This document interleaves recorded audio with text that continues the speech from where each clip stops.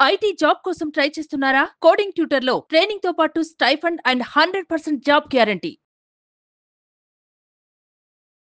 Hi viewers, India's largest digital media network Suman టీవీకి స్వాగతం. ప్రస్తుతం మనతో ఉన్నారు motivational speaker and language trainer Vijaya Bangaru. అమ్మ నమస్తే. అమ్మ నమస్తే అండి. అమ్మ, ప్రతి ఒక్క ఆడపిల్లకి, ఆడపిల్లను కన్న ప్రతి తల్లిదండ్రులకు వణుకు పుట్టించే సంఘటన, ఏం చేయాలన్నా భయం అనిపించే సంఘటన ఏది అంటే కోల్కతా ఇన్సిడెంట్. అవునండి. ఇందులో ముఖ్యంగా చూసుకుంటే ప్రిన్సిపల్ పాత్ర చాలా ప్రధానమైంది. ఆయనని ఇన్వెస్టిగేషన్ చేశారు కానీ ఆయన ఏం చెప్పారు అన్నది మాత్రం ఇప్పటివరకు క్లారిటీ లేదు. ఏంటమ్మా దాని వెనుక ఉన్నది? ప్రిన్సిపల్ మీరు అంటే నేను ఒక చోట విన్నానండి. జడ్జి గారు ప్రిన్సిపల్ పాత్ర ఏమని వర్ణించాడంటే, నువ్వు ఒక గాడ్ లాంటి వాడివి. అంటే ఒక అంత పెద్ద ఇన్స్టిట్యూషన్కు నువ్వు హెడ్ ఆఫ్ ద ఇన్స్టిట్యూషన్ అయినప్పుడు డాక్టర్లను, నర్సులను, అక్కడ స్టాఫ్ను ఒక తల్లిలాగా, ఒక తండ్రిలాగా కాపాడాల్సిన వాడివి. నువ్వు అక్కడ ఉండడానికి అర్హత లేదు. నీకు అసలు ఆ ప్రిన్సిపల్ పోస్ట్ ఒక డాక్టర్ టైప్, ఇది కూడా నువ్వు ఒక ప్రొఫెషనల్గా డాక్టర్ కూడా కాదు అని ఆయన కోపడ్డట్టు నేను విన్నాను అనమాట.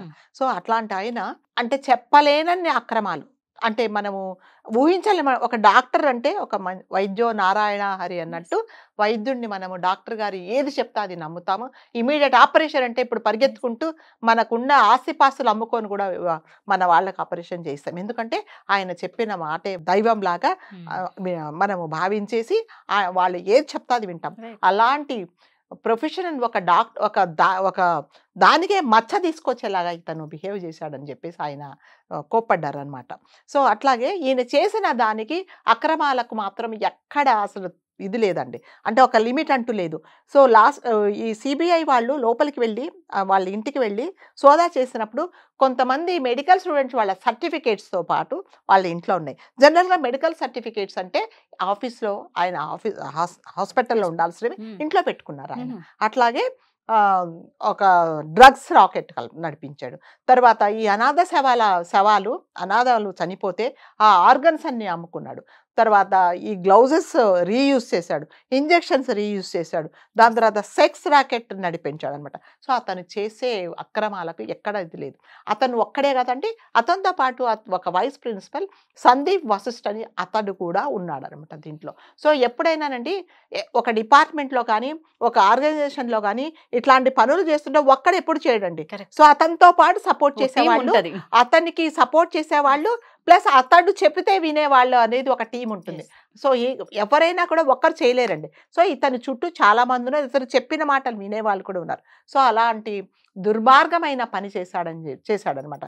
డాక్టర్ చెప్పుకోవడానికే ఇది మనం సిగ్గుపడాల్సిన పని చేశాడు. సో అతనికి వీళ్ళు ఎంక్వైరీ చేసినప్పుడు ఆయన జడ్జిగా వాళ్ళు అడిగారనమాట, నువ్వు ఇన్సిడెంట్ జరగంగానే మనం కొన్ని క్లిప్స్ చూసాము, హడావుడికి వెళ్ళిపోయావు, ఎక్కడికి వెళ్ళిపోయావు, నువ్వు ఎవరికి ఇన్ఫర్మేషన్ ఇవ్వడానికి వెళ్ళిపోయావు.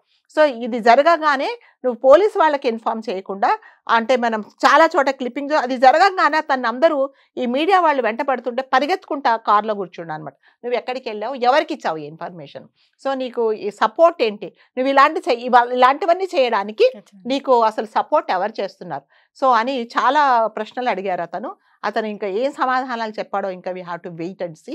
సో ఇతని రికార్డ్ ఎలాంటిదంటే ఫ్యామిలీ వాళ్ళు కూడా చాలా అనే ఇది అనమాట. సో నేను ఒక చోట చదివాను ఇతని గురించి, వీళ్ళ మిస్సెస్కి ఆపరేషన్ అయితే 14 days తర్వాత ఆమె స్టిచ్చెస్ మీద కొట్టేసి రక్తస్రావం అమ్ముతుంటే బయట పాడేశాడనమాట. ఆమెను పారేస్తే చుట్టుపక్కల వాళ్ళు వచ్చి ఆమెను తీసుకెళ్ళి హాస్పిటల్ అంత క్రూరాతి క్రూరుడు అనమాట. అసలు ఏమాత్రము మెర్సిలెస్ ఫెలో.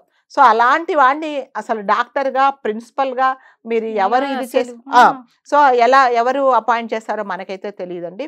ఇంకా మన దరిద్రానికి ఇది జరగగానే తను తీసుకెళ్ళి మళ్ళీ వేరే చోట అపాయింట్ చేశారు. సో వీటన్నిటికి కారణం, అంటే ఒక తల్లిలాగా రక్షించాల్సిన ఒక ఇతనే. సో వీటన్నిటికీ ఈ అనర్థాలు జరగడానికి అంత కారణం ఎవరంటే ఈ సందీప్ ఘోషేనండి. సో అతను నిజంగా స్ట్రిక్ట్గా ఉండింటే, అతను సిన్సియర్గా ఉంటే అసలు ఇవన్నీ జరిగేది. ఇంకొక పాట ఏమన్నాడంటే, ఈ అమ్మాయిని ఇలా చేశారంటే తన తప్పు ఏమి ఉండదా అని అడిగాడు అనమాట. తన వైపు నుంచి ఏం తప్పు ఉండదా, తన క్యారెక్టర్ ఎలాంటిదో అందుకే ఇంతమంది ఇలా చేశారని మాట్లాడాడు. అసలు ఇంకా ఏం చెప్తారు చెప్పండి. ఒక డాక్టరు హాస్పిటల్‌కి వెళ్ళినప్పుడు అంటే డ్రెస్సింగ్ గురించి కూడా మాట్లాడారు. కొంతమంది ఇలా చేసుకుంది. ఒక హాస్పిటల్‌లో 36 అవర్స్ తను ఆ రోజు ఇంటికి వెళ్ళేటప్పుడు వాళ్ళ మదర్‌కి చెప్పిందనమాట. అమ్మ అంటే అంతకంటే ముందు నుంచి చెప్తూ ఉంది. నాకెందుకో హాస్పిటల్‌కి వెళ్ళాలనిపించటం లేదు. ప్రిన్సిపల్ ఇలా అంటే అసలు విషయం చెప్పలేదు.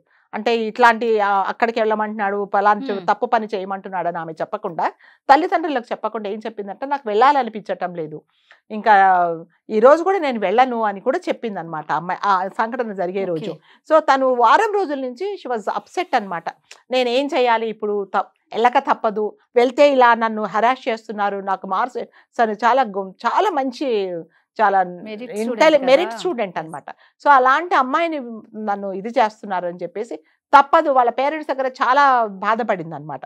అయినా కూడా ఇక తప్పదు అన్నట్టు ఆ రోజు వెళ్ళిందనమాట తను హాస్పిటల్కి వెళ్ళి. నిజంగా ఆ రోజు కొన్ని విషయాలలోనండి రాజుగారు, మనం ఎప్పుడైనా మన మనస్సాక్షి ఈ పని చెయ్యకూడదు అన్నప్పుడు ఆగిపోవడమే మంచిదండి. సో దాని తర్వాత ఇఫ్ ఎనీథింగ్ గోస్ రాంగ్, నిజంగా నాకు అలా అనిపించింది. ఆ రోజు నిజంగా అమ్మాయి వెళ్లకుండా కూడా తన లైఫ్ సేవ్ అయిపోయేదండి. సో అంత స్ట్రగుల్ అయిపోయింది అనమాట. ఇటు వాళ్ళు చెప్పినట్టు వినలేక, ఇటు అంటే డిగ్రీ తను ఎంబీబీఎస్ అది మానలేక చాలా స్ట్రగుల్ అయిపోయి చాలా బాధపడి తను కాలేజీకి వెళ్ళింది. పాపం విధివశాత్తు తను అలా బలి అయిపోయిందండి. ఆ రోజు రాత్రి 11:30 కూడా వాళ్ళ మదర్కి ఫోన్ చేసి చెప్పిందట, అమ్మ నాన్న టాబ్లెట్స్ వేసుకున్నాడా, నేను ఆ నాన్నని చూసుకుంటాను, నేను మార్నింగ్ 8:30 కల్లా నా డ్యూటీ అయిపోతుంది, నేను ఇంటికి వస్తాను అన్నారు. అన్న తర్వాత మళ్ళీ వాళ్ళ మదర్ మళ్ళీ భోజనం చేసావా అమ్మ అంటే, నేను ఇప్పుడే ఆర్డర్ ఇచ్చాను, ఆన్లైన్లో ఆర్డర్ ఇచ్చాను, మా ఫ్రెండ్స్ అందరం కలిసి తింటాము అని చెప్పారు. దాని తర్వాత మళ్ళీ ఫోన్ చేస్తే తల్లిదండ్రులు అమ్మాయి పికప్ చేయలేదు. ఫోన్ చేయకపోతే అనుకున్నారు సరే పడుకుందో ఏమో, లేకపోతే ఏదైనా బిజీ ఉందనే అనుకున్నారు. సో అదే లాస్ట్ కాల్ అని ఆ తల్లిదండ్రులకు తెలియదండి. సో అందుకని చెప్పేసి ఇది ఏంటంటే ఇదంతా ప్రీ ప్లాంటేనండి. ఇదంతా ఏంటంటే ఒక మాఫియా లాగా వీళ్ళందరూ కలిసి చేసిన పనే, కానీ ఒక్కరు ఇట్లాంటి అఘాయిత్యం అయితే ఎవ్వరు చేయలేరండి. అంత ఓపెన్ సెమినార్ హాల్లో చేసింది కాదు. ఇది 99.9% ఈ అమ్మాయిని ఎక్కడో తీసుకెళ్ళి ఇలాంటి అఘాయిత్యం తీసుకొచ్చి అందులో పారేశారనమాట. సో అందరూ అది అనుకుంటుంది. సో అంత సంఘటన జరిగినప్పుడు వాళ్ళు అడిగారనమాట, నువ్వు ఆత్మహత్య చేసుకుందని, లేకపోతే ఇంకొకటి ఏదో జరిగింది నువ్వు ఎలా చెప్పావని అడిగారు. నిజంగా ఒక డాక్టర్గా అతను సపోర్ట్ చేయకపోతే ఇమీడియట్గా అతను అసలు రియాక్ట్ కావాల్సిన ఫస్ట్ పర్సన్ అతనేనండి. సో అతను ఏం చేశాడంటే వీళ్ళందరినీ మిస్గైడ్ చేశాడు. ఎందుకంటే అతనికి కూడా చాలా సపోర్ట్, అంటే చాలా మంది అతనికి సపోర్ట్ చేసే వాళ్ళు కూడా ఉన్నారనమాట. అందుకని సో మనం మళ్ళీ కోరుకుండేది ఏంటంటేనండి, న్యాయం జరగాలి. బాధితురాలి కుటుంబానికి మనము ధైర్యం చెప్పే వాళ్ళు కూడా ఉండాలండి. వాళ్ళ తల్లిదండ్రుల పరిస్థితి ఎలా ఉందో మనకైతే తెలియదు ఇప్పటిదాకా. ఎందుకంటే తల్లిదండ్రులను ఏ మీడియా వాళ్ళు వెళ్ళి ఇంటర్వ్యూ చేయటం లేదు. సో న్యాయం జరగాలనే మళ్ళీ మనం భగవంతుని ప్రతిరోజు మనం అందరం పూజలు చేస్తాము. దేవుడి మీద నమ్మకం ఉండే వాళ్ళందరూ ప్రతి ఒక్కరికి మనం చేతులెత్తి ఏం కోరుకుంటున్నాం అంటే, ప్రతి ఒక్కరు ఆ అమ్మాయికి న్యాయం జరిగేలాగా, ఆమె ఆత్మ శాంతించేలాగా మనకు తీర్పు వస్తుందని మనం ఆశపడదాం. మళ్ళా ప్రతిరోజు చెప్పుకున్నట్టే మనకు న్యాయం జరిగే వరకు అందరూ పోరాడాలి, ఇందులో అందరూ సమభాగం కావాలి అని కోరుకుంటూ ఆ బిడ్డ ఆత్మకు శాంతి చేకూరాలి, బాధితురాలి కుటుంబానికి న్యాయం చేయాలని కోరుకుంటాం. థ్యాంక్ యూ అమ్మా. Thank you.